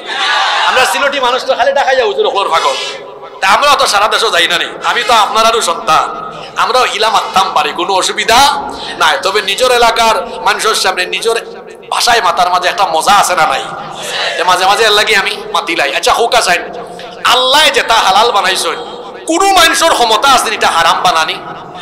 আল্লাহ যেটা হালাল বানাইছেন সেও যদি হারাম বানাইলায়, আর আল্লাহ যেটা হারাম বানাইছেন সেও যদি এটা হালাল বানাইলায়, তে হে কিটা আল্লাহর লগে শিরিক করলো নানি? তার কোনো ক্ষমতা আসেনি এটা করা? আজকে দেখো কাঁচা হোক আছেন আপনার আর গাঁও 17 বছরের ফুয়াইকে যদি 15 বছরের ফুরিরে বিয়া করিলায়, আল্লাহর আইনে কোনো অসুবিধা আসেনি? কেন আর একটু জোরে হোক, অসুবিধা আসেনি? কিন্তু আপনার আর দেশের আইনে এটা বালা খাম না অপরাধ। এটার নাম কি? এটার নাম কিতা বিবাহ। ওরে বাবারে, বাল্য বিবাহ। ওই তো হোক কাকার বার যে হুজুরে বিয়া করাইবা হুজুর সুদ্ধা জেলো হামাইবা। আল্লাহ বানাইছেন হালাল আর আপনার দেশের আইনে বানাইছেন কিতা দেখরানি কারবার। আচ্ছা, অঙ্কু যদি 17 বছরের মুন্না 15 বছরের মুন্নিরে লইয়া দরকা লাউ তোলা, যাও তোলা, বট তোলা, গাছ তোলা, এমসি কলেজের সিফা সাফা, সাজালাল ভার্সিটির সিফা সাফাত বুয়া বাদাম খায়, কবুতরের জোরাল লাখাত দয়ে গোলা বয়, এগুলো করে খাওয়াইয়া দেয়, এটা হয়েছে আল্লাহর আইনে অপরাধ এবং হারাম। এখন মাতৌকা জান কেউ চুপ থাকবে না, আপনার দেশের আইনে এটা অপরাধ নেই। জুড়ে মাতৌকা আপনার দেশের আইনে হইবা সারো, এটা ব্যাপারও নাই। এটা অঙ্কুর হুরুজাইন টিকিটা করিলাই সারো, এটা কোনটাও নাই। আচ্ছা, আপনি হৌকা বিহারে আল্লাহ বানাইছেন হালাল, আপনার দেশের আইনে বানাইছে কিতা? আর জিনা বেবিচারে আল্লাহ বানাইছেন হারাম। আপনারা বুঝলেনি আমার কথা? আল্লাহ বানাইছেন হারাম, আপনার দেশের আইনে বানাইছে কিতা? এইভাবে করে আল্লাহ করেছেন হালাল, দেশের আইন যদি করে হারাম। আল্লাহ করেছেন হারাম, দেশের আইন যদি করে হালাল। এটা হলো রাষ্ট্রীয় পর্যায়ে আল্লাহর ইবাদতে শিরিক করা। আই শিরিক দেখো কা রাষ্ট্র পর্যন্ত আরো হইতাম নি না, বাদ দিলাইতাম আরো কড়া কড়া কথা আছে, হইতাম নি? আচ্ছা, মদ আল্লাহর আইনও কিতা হালাল না তুরা তুরা জায়েজ আছে? সাফ হারাম। ইন্নামাল খামরু ওয়াল মাইসিরু ওয়াল আনসাবু ওয়াল আজলামু রিজসুম মিন আমালিশ শাইতান। আল্লাহ কইরা এটা শয়তানি কাম, ফাজতানিবু। এটাটা কি? বিরত। ওইটা হারাম। হারাম হরছন হে আপনার দেশের আইনে দেখি আইন খেখে দানন হোক গেছেন, আপনার দেশের আইনও এটা হারাম না কিটা একবারে সারা না। এটা হচ্ছে সীমিত পরিবেশে খাইলাও। এর লাগে নামও দিয়েছেন মাদক নিয়ন্ত্রণ সুরার সুরা হলো নাম দেখান। এটার নাম হইতো আছিল মাদক নির্মূল অধিদপ্তর, এর নাম দিছে কিতা মাদক নিয়ন্ত্রণ, মানে খাও তবে নিয়ন্ত্রিত মাত্রায়। আমি গত মাসও পাবনা মাহফিল হয়েছিলাম, পাবনা। তো এর আগের দিন মাহফিল আছিল গাজীপুর ডাকাত, আমরা থাকছি। তো পরের দিন গুলশানও আমি আর আমার সফর সঙ্গী যারা আমরা এক রেস্টুরেন্টও যাইতাম আপনার করবার লাগে, লাঞ্চ করবার লাগে। তো দুপুরের খাবার খাইবার লাগি গুলশানও এক জায়গা থামাইছি। এর বাদে আমরা এক রেস্টুরেন্টও থামাইতাম লাগা। এক রেস্টুরেন্টের সাইনবোর্ডও আমার চোখ পড়লো, ইনো লেখা আছে, ও দেখো কা সুরার সুরা হলো লেখা, লেখা তৈছে এখানে মাদক নিয়ন্ত্রণ অধিদপ্তরের অনুমোদিত বিশেষ বারের ব্যবস্থা হয়েছে। অর্থাৎ মাদক নিয়ন্ত্রণ অধিদপ্তর থেকে অনুমতি লওয়া লাইসেন্স প্রাপ্ত বিশেষ বারের ব্যবস্থা আছে, যারা লাইসেন্স আছে হামাও আর মারো। আল্লাহ করছেন আপনারা আসেবার লাগে হইতাম নাকি তা কথা দেখছেন আল্লাহ করছেন বিলকুল হারাম আল্লাহ করছেন বিলকুল আর আপনার দেশের আইন তুরা তুরা সারি তো অসুবিধা নাই এমন কেউ যারা যারা আইন বানায় যারা ক্ষমতার থাকে এমন বহু মানুষ আছে এরাও আস্তারায় ঠাই তুইয়া ফরি রয় কিতা মাতো কামিসা কইরাম নি এটা যদি হারাম হয়ে যেতে রাইতে খাই তুই তো ও তার খাই তো আল্লাহ কি তারা ইটা কিতা করে আল্লাহ হল্লা হারাম আর আপনি বানাইল্লা হালাল এটা কি আল্লাহর সাথে রাষ্ট্রীয়ভাবে শিরক নাই হৌকা শিরক নাই আইন প্রণয়নের ক্ষমতা কার আলা লাহুল খালকু ওয়াল আমর সৃষ্টি যার আইন চলবে আরো আছে আরো ডেঞ্জারাস কিছু কথা আছে কইতাম নি ভাই কি জাত বিষয় ধর্ম নিরপেক্ষ মতবাদ এটা হইল শয়তানি একটা মতবাদ আচ্ছা আপনার আমার ভাই সাউকা আর আল্লাহর কথা খান রৌকা অন্য যদি ফাঁসগু মানুষ না হয় এক বেটা ধরুকা আমি মুসলমান আর একজন হিন্দু আর একজন খ্রিস্টান আর একজন বৌদ্ধ আর একজন ইহুদি ও আমরা হজন আচ্ছা হোকা জানি 5 জন ব্যক্তি তারা তারার ধর্মর পক্ষে না বিপক্ষে হোকা জানি পক্ষে না বিপক্ষে তে ধর্মর ব্যাপারে কোনো বাইদেও নাই আমি খেউর লগে নাই ইটা খে ধর্ম নাই খার শয়তানর খার ধর্ম নাই খার হে কোন ধর্মর পক্ষেও তাহলে ধর্ম নিরপেক্ষ মতবাদ এটা একটা শয়তানি কুফরি মুশরিকি মতবাদ এটি আমাদের দেশের সংবিধানের অনুচ্ছেদে আছে ইউনুস সাহেবকে আমরা বলবো আপনি সংবিধান সংস্করণের কাজে হাত দিয়েছেন 90% মুসলমানের এই দেশে 90% মুসলমানের ঈমান আকীদা বিধ্বংসী এই ধর্ম নিরপেক্ষ মতবাদ এটি সংবিধানের যে অনুচ্ছেদে আছে সেখান থেকে বাতিল করে এই কুফরি মতবাদকে ডাস্টবিনে বঙ্গোপসাগরে নিক্ষিপ্ত করতে হবে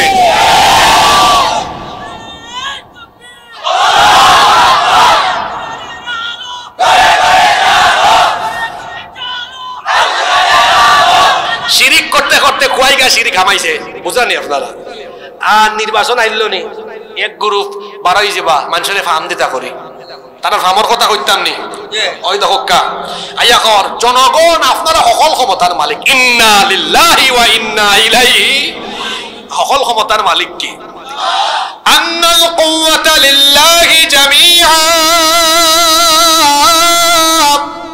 আবার ক্ষমতার নামে আল্লাহ সূরা দিয়েছেন সূরা মুলক সেই সূরার শুরুতে আল্লাহ বলেছেন তাবারাকাল্লাযী বিয়াদিহিল মুলকু ওয়া হুয়া আলা কুল্লি শাইইন কাদির বরকতময় সুমহান সেই সত্তা যার হাতে সকল ক্ষমতা সকল ক্ষমতার মালিক যিনি গলার আওয়াজ বড় করে বলেন তিনি কে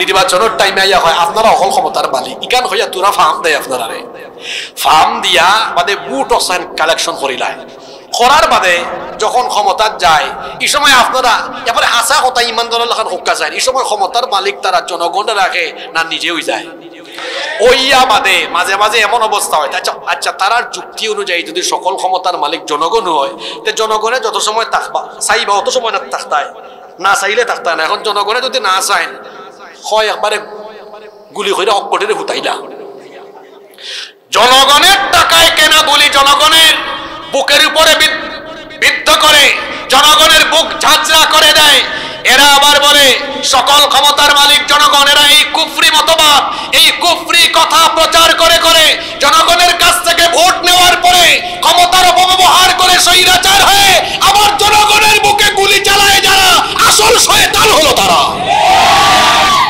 ধর্মের এই সকল ক্ষমতার মালিক জনগণ বা উচ্চ জনগণ এই কথা বলা বা বিশ্বাস করা এটা শিরকি আকীদা কুফরি কথা এমন কোন কথা মুসলমান বলতে পারে না বিশ্বাস করতে পারে আপনারা এলাকার যদি ইটা কোনো নেতা ফাইন হইবা বাবারে যাও কি তওবা করে বাদে আমরা সামনে আইও সব ক্ষমতার মালিক কি আরো জোরে হোকা সব ক্ষমতার মালিক কে এইভাবে করে শিরক শিরকের সয়লাব হয়ে যাচ্ছে। আপনারা বলতে পারেন হুজুর আজকে আপনি 1 ঘন্টার উপরে শিরক নিয়ে এত কথা বললেন কেন?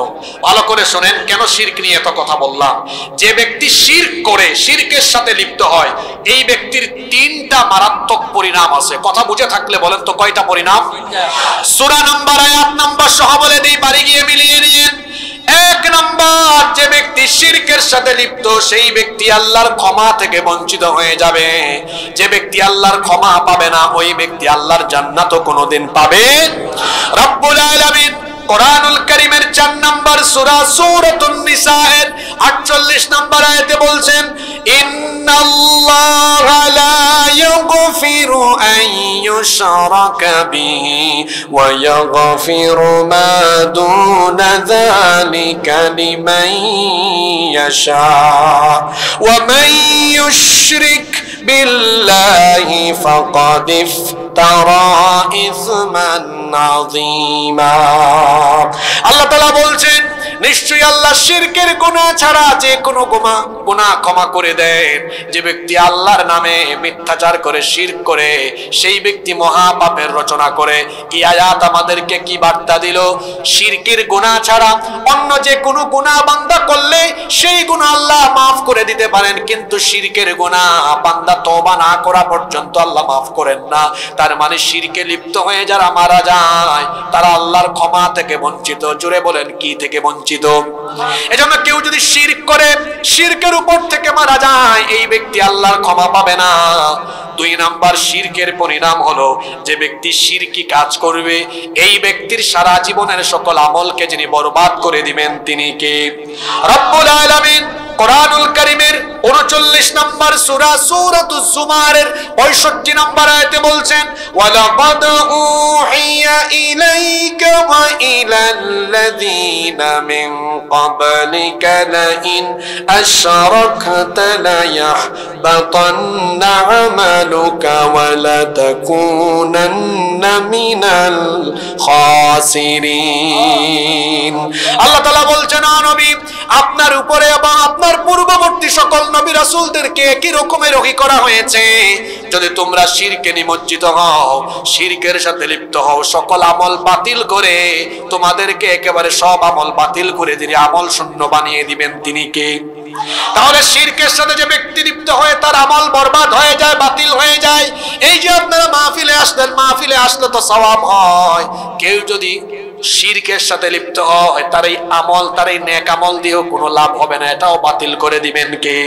নাম্বার 3, শিরকে যে ব্যক্তি লিপ্ত হয়ে যাবে ওই ব্যক্তির জন্য আল্লাহ জান্নাত হারাম করে দিবেন, জাহান্নাম ওয়াজিব করে দিবেন। কোরআনে কারীমে রব্বুল আলামিন বলছেন, কোরআনে কারীমের 5 নাম্বার সূরা সূরাতুল মাইদা এর 72 নাম্বার আয়াতে আল্লাহ তাআলা বলছেন, ইন্নাহু মান ইউশরিক বিল্লাহি ফাকাদ হারামাল্লাহু আলাইহিল জান্নাতা ওয়া মাওয়াহুন নার ওয়া মা লিয-যালিমিনা মিন আনসার। আল্লাহ তাআলা বলছেন নিশ্চয়ই যে ব্যক্তি আল্লাহর সাথে শিরক করবে ফাকাদ হারামাল্লাহু আলাইহিল জান্নাতা ওয়া মাওয়াহুন নার। আল্লাহ তার জন্য জান্নাত হারাম করে দিবেন এবং জাহান্নামের আগুন তার জন্য অবধারিত করে দিবেন। ওয়া মা লিয-যালিমিনা মিন আনসার।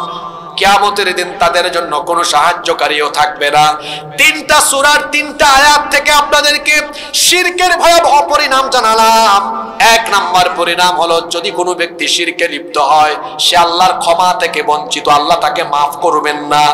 আপনি অন্যান্য যে কোনো গুনাহ করেন, এই গুনাহ নিয়ে কিয়ামতের মাঠে দাঁড়ালে হয়তোবা আল্লাহ তাআলা এরকম বহু গুনাহগার ব্যক্তিকেও আল্লাহ দয়া করে জান্নাত দিয়ে দিতে পারেন কি পারেন না? কিন্তু শিরকের গুনাহ নিয়ে কেউ যদি হাজির হয় আল্লাহ তাকে কোনোভাবেই ক্ষমা করবেন না। শিরকের গুনাহে লিপ্ত ব্যক্তি আল্লাহর ক্ষমা পাবে না। 2 নাম্বার, যে ব্যক্তি আল্লাহর সাথে শিরক করবে আল্লাহ তার সকল আমলকে বরবাদ করে দিবেন, কোনো আমল তার কাজে লাগবে, কোনো আমল কাজে লাগবে না। 3 নাম্বার, যে ব্যক্তি আল্লাহর সাথে শিরক করবে সেই ব্যক্তি জান্নাতের কোনো গন্ধ পাবে না। তাহলে সবচাইতে বড় গুনাহের নাম হলো কিসের গুনাহ? আস্তে বলবেন না, জোরে বলেন কিসের গুনাহ? তাহলে আজকের এই মাহফিলে কি আমরা এই সিদ্ধান্ত নিতে পারি না যে আমরা আর কোনোদিনও আল্লাহর সাথে শিরক করব না, আমরা শিরক কোনোদিন করার চিন্তাও মাথায় আনবো?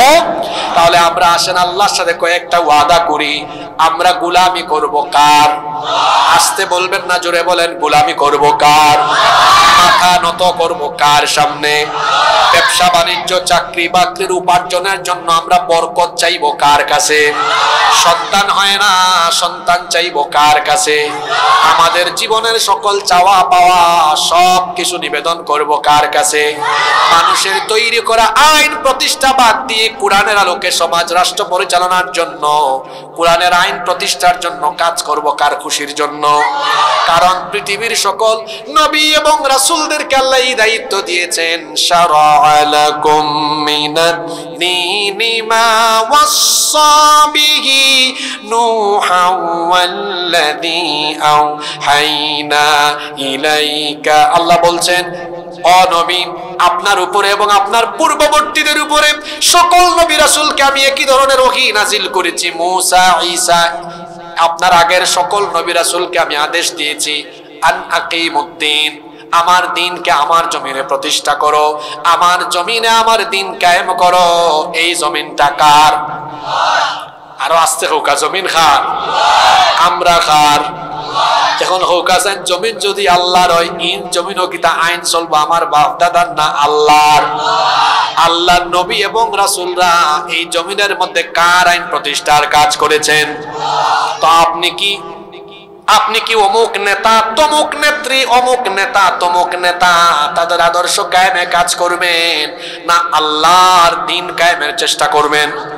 আল্লাহর দ্বীন কায়েমের জন্য আমরা কাজ করব, কারণ আল্লাহর দ্বীন কায়েমের জন্য কাজ করা আমাদের জন্য ফরজ। নামাজ যেমন কায়েম করা ফরজ, আল্লাহর দ্বীন কায়েমের জন্য কাজ করা আমাদের জন্য ফরজ। এই কোরআন যেভাবে মসজিদে থাকবে, মাদ্রাসায় থাকবে, সেই একই কোরআন যখন রাষ্ট্রের সর্বোচ্চ জায়গায় থাকবে তখন রাষ্ট্রীয় পর্যায়ে কোনো শিরিক হবে?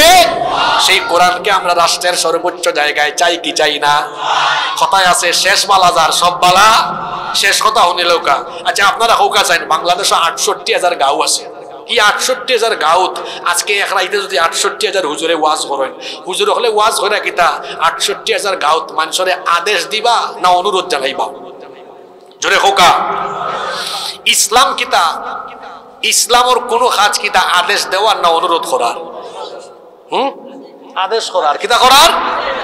আমরা আদেশ করতাম তো আল্লাহ কইছেন, কুনতুম খায়রা উম্মাতিন উখরিজাত লিন-নাসি তা'মুরুনা বিল মা'রুফি ওয়া তানহাউনা আনিল মুনকার। হুজুর হলে আমারে তোরা সাথ দিবা। তা'মুরুনা বিল মা'রুফ, আল্লাহ কইরা যে তোমরা সৎ কাজের আদেশ দাও, এটা আমরের সিগানা।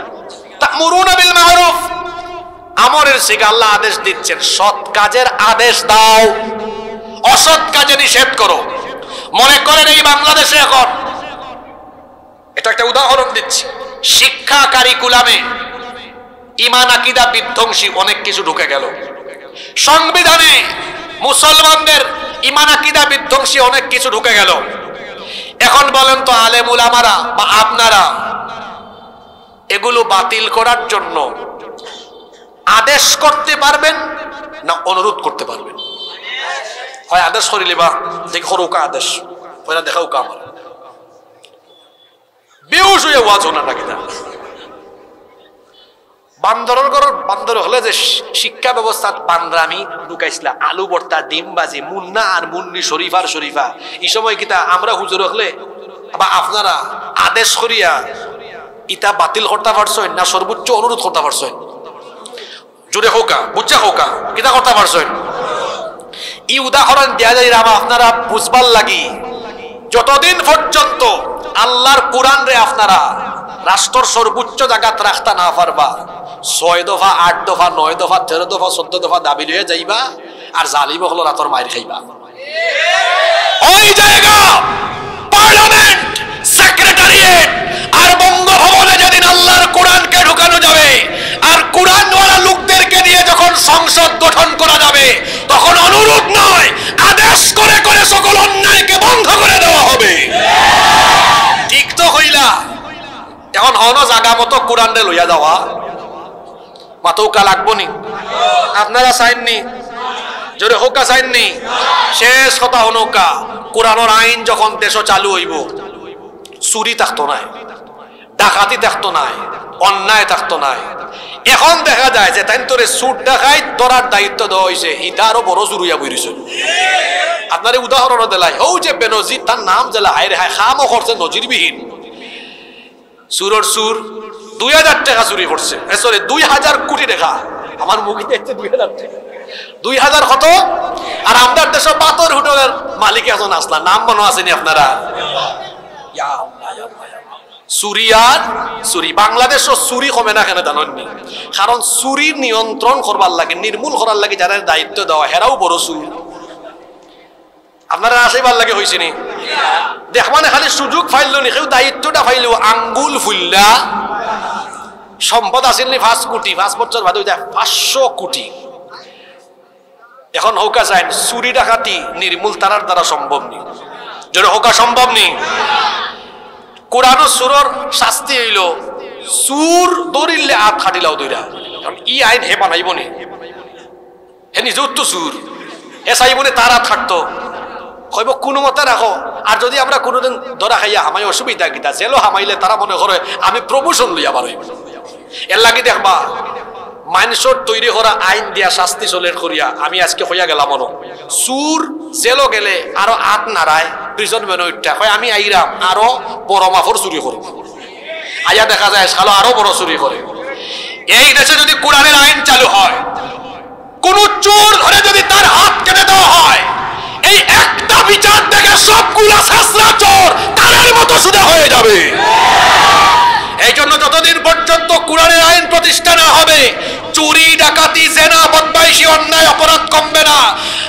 এই যে জেনারেশন জি, জেন জি, তারা স্বপ্ন দেখে দুর্নীতি মুক্ত, চোর বাটপার মুক্ত, চাঁদাবাজ মুক্ত নতুন বাংলাদেশ। আমি আমার এই যুবক তরুণ ভাইদেরকে বলতে চাই, ও আমার কলিজার টুকরা ভাইয়েরা, 71 সালে দেশ স্বাধীন হয়েছে, 2025 54 বছর ধরে এই দেশের ভাগ্য বদলাবার কথা বলে বলে যারা যখন সুযোগ পেয়েছে ওরা মানুষের ভাগ্য বদলায় নাই, তারা নিজেদের শার্ট প্যান্ট বদলিয়েছে, গাড়ি বদলিয়েছে, বাড়ি বদলিয়েছে, মোবাইল বদলিয়েছে। মানুষের ভাগ্য বদলায় নাই। মানুষের তৈরি করা আইন দিয়ে এই দেশের ভাগ্য বদলাবে না। এদেশের ভাগ্য বদলাতে হলে এই দেশে আল্লাহর কোরআনের শাসন দরকার। এই জন্য আমরা আগামীর বাংলাদেশে আল্লাহর কোরআনের শাসন দেখতে চাই কি চাই না? যদি আল্লাহর কোরআনের শাসন কায়েম হয় তাইলে দেখবা দেশের ভিতরে কোনো শিরকও থাকতো হিংসা। এর লাগি শিরকরে নির্মূল করতে হইলে, চুরি বাটফারি ডাকাতি দুর্নীতি সকল অন্যায় অপকর্ম বন্ধ করতে হইলে রাষ্ট্রীয়ভাবেও আল্লাহর কোরআনের শাসনের দরকার আছে। এর কারণে আউকা আমরা সবে বিশুদ্ধ ইমান আনিয়া বিশুদ্ধ ইমানের উপরে তাকিয়া আমরা এই তাওহীদ, আল্লাহর একত্ববাদ, আল্লাহর সার্বভৌমত্ব রাষ্ট্রীয়ভাবে প্রতিষ্ঠা করিয়া এই দেশে আমরা কোরআনের শাসন কায়েম করবার লাগি হলে মিল্লামিশা কাম করি। ঠেলাঠেলি করার কোনো দরকার নাই। হ্যাঁ, এখন ঠেলাঠেলি করার সময় নাই। আমরা দেশের হুজুর হল যদি হয়ে যেতা বাংলাদেশে একদিনে ইসলাম কায়েম হয়ে গেল। আপনারা আর দুইটা লাভ আসেনি, হুজুর হল লেখা হিংসা কর, দুনিয়া তার কেউ নাই।